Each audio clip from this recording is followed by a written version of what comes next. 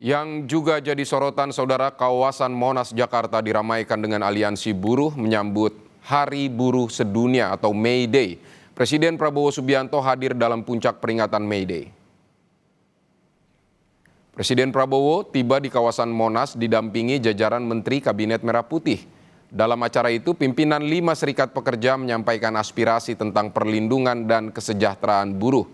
Sementara dalam pidato, Presiden Prabowo menyampaikan 2 regulasi yang diteken untuk perlindungan awak kapal perikanan serta pengemudi ojek daring.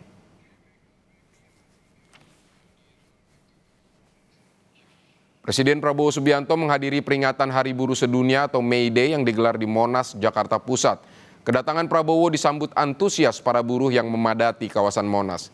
Serikat buruh yang hadir diantaranya KSPSI atau Konfederasi Serikat Pekerja Seluruh Indonesia, SPMI atau Federasi Serikat Pekerja Metal Indonesia, dan KSPN atau Konfederasi Serikat Pekerja Nusantara. Bendera-bendera serikat buruh berkibar di antara massa. Massa telah ramai berdatangan ke Monas sejak pukul 6 pagi.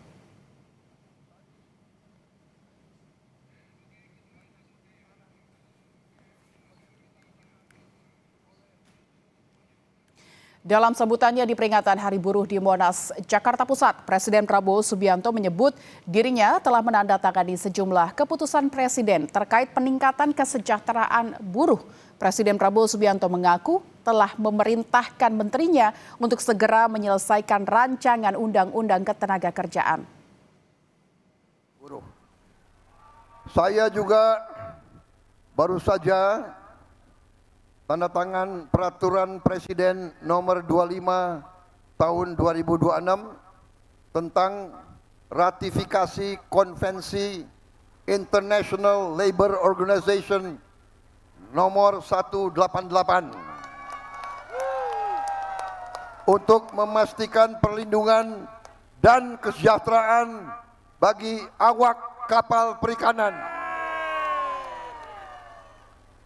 Dan kita tahun ini akan meresmikan 1.386 kampung nelayan.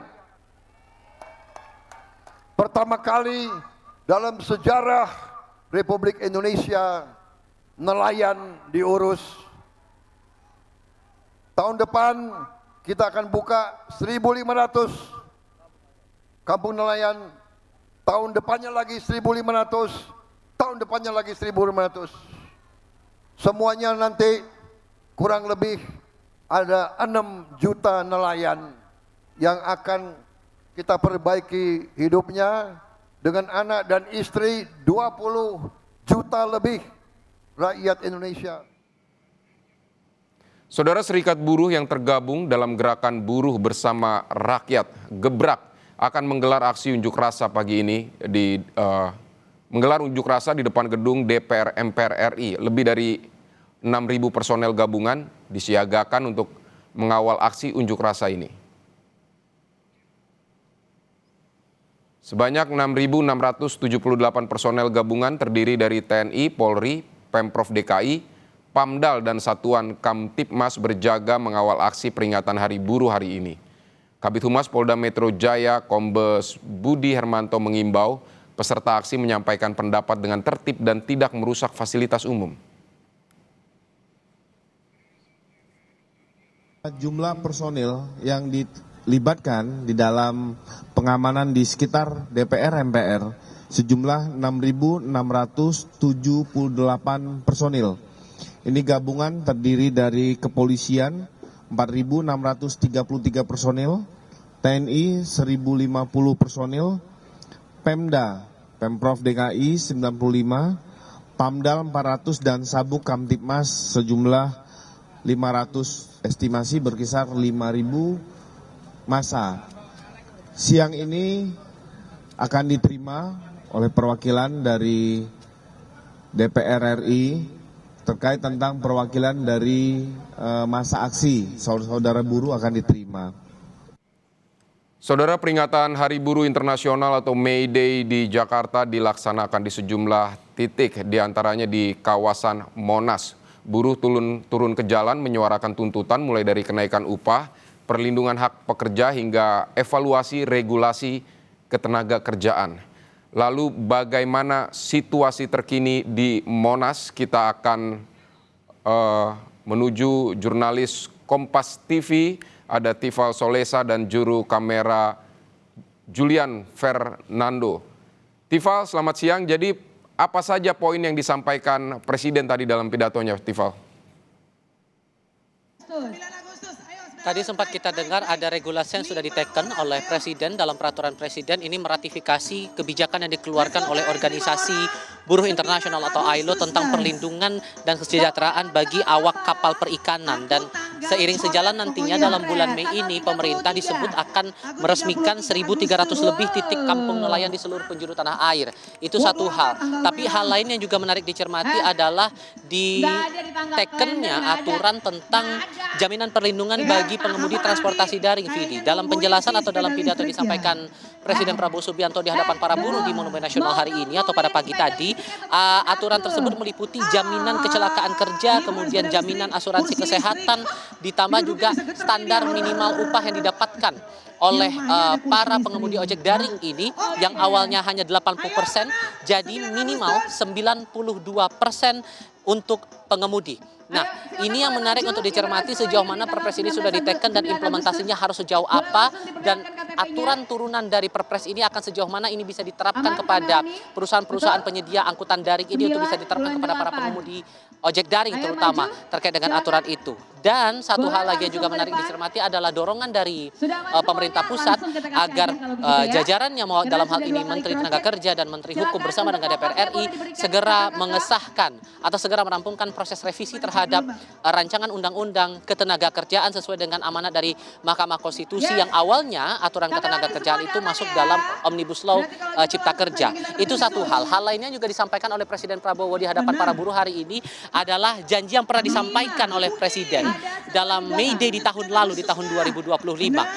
Waktu itu ia sempat menjanjikan dalam waktu 3 bulan rancangan undang-undang perlindungan pekerja rumah tangga atau undang-undang PPRT itu bisa segera disahkan, dan itu disampaikan oleh Presiden bahwa pada rapat paripurna DPR terakhir sebelum memasuki masa reses, DPR RI bersama dengan pemerintah setuju atas rancangan undang-undang PPRT ini disahkan menjadi undang-undang, dan dalam kurun 1 tahun setelah undang-undang itu diketok di dalam rapat paripurna segera bisa diimplementasikan atau segera diterapkan sehingga status pekerja rumah tangga tidak lagi masuk dalam sektor privat tapi masuk dalam pekerja yang hak-haknya setara dengan pekerja-pekerja lainnya atau pekerja formal begitu, dengan cakupan hak-hak termasuk dalam perlindungan ketenaga kerjaan, perlindungan kesehatan hingga jaminan perlindungan dari tindakan-tindakan kekerasan dalam lingkup privat rumah tangga. Itu yang kemudian disampaikan, itu poin yang lain termasuk juga janji yang tahun lalu sempat disampaikan ada kalangan buruh yang masuk dalam daftar pahlawan nasional, itu juga sudah diimplementasikan pemerintah di Hari Pahlawan tahun 2025. Marsina masuk sebagai daftar penerima gelar pahlawan nasional, dan disebutkan dalam waktu dekat ini Presiden juga akan menuju ke Nganjuk untuk meresmikan rumah atau museum Marsina sebagai wujud negara untuk memberikan perlindungan ataupun juga menaruh perhatian kepada kalangan-kalangan buruh atau kalangan-kalangan pekerja. Dalam kesempatan yang sama juga Presiden juga menyampaikan komitmen pemerintah untuk selalu berada di pihak buruh, termasuk menjamin kesejahteraan dan perlindungan para pekerja di berbagai sektor, Vidi. Baik, Tifal, lalu bagaimana tanggapan Serikat Buruh? Betul. Selain dari Kangen Band, Serikat Buruh sebelum pidato Presiden tadi sudah ada suara-suara disampaikan beberapa poin terkait dengan masalah upah, kemudian perlindungan bagi para pekerja, revisi terhadap undang-undang ketenaga kerjaan harus segera digesa. Terutama tadi Said Iqbal dalam berbagai kesempatan, dalam berbagai unjuk rasa juga sudah menekankan masalah penghapusan status outsourcing dan menaikkan upah buruh dan menolak upah murah. Kalau disingkat adalah HOTUS. Itu yang disuarakan, termasuk juga ada fasilitas-fasilitas pendukung yang diharapkan negara bisa berikan itu kepada kalangan pekerja, khususnya adalah rumah yang berdekatan langsung dengan kawasan industri. Itu dari perwakilan dari pimpinan 5 serikat buruh yang disampaikan saat acara inti dari Puncak May Day di Monas. Tadi dalam beberapa menit sebelum saya melakukan laporan langsung ini, saya juga mendengar aspirasi dari para pekerja soal janji-janji ataupun juga regulasi-regulasi yang sudah diterbitkan oleh pemerintah sejauh ini, apakah sudah cukup menjamin perlindungan dan kesejahteraan bagi para buruh. Para buruh merasa sedikit banyaknya sudah terbantu, tapi diharapkan ada penyesuaian juga dalam hal upah dan juga masalah pengawasan terhadap regulasi yang sudah diterbitkan, khususnya tadi masalah kesejahteraan, perlindungan bagi para pekerja, pemberian uang lembur. Tadi ada beberapa yang memberikan curhatnya kepada saya, uang lembur, pengawasannya, pemberiannya juga harus bisa ditertibkan ataupun juga bisa diperketat lagi, sehingga aturan-aturan yang dikeluarkan oleh pemerintah itu bisa betul-betul dijalankan oleh secara maksimal oleh para pemberi kerja, dengan harapan apa yang janji-janji yang sudah disampaikan oleh pemerintah pusat ini bisa terimplementasi dan wujud dari perlindungan dan kesejahteraan bagi para pekerja ini bisa betul-betul dirasakan oleh mereka para buruh. Vidi. Ya, baik, Serikat Buruh mengharapkan janji-janji pemerintah bisa diimplementasi dan apa yang sudah regulasinya disusun bisa diawasi dengan baik agar implementasinya berjalan dengan baik juga. Tifal Solesa dari kawasan Monas, Jakarta Pusat, terima kasih untuk laporan Anda.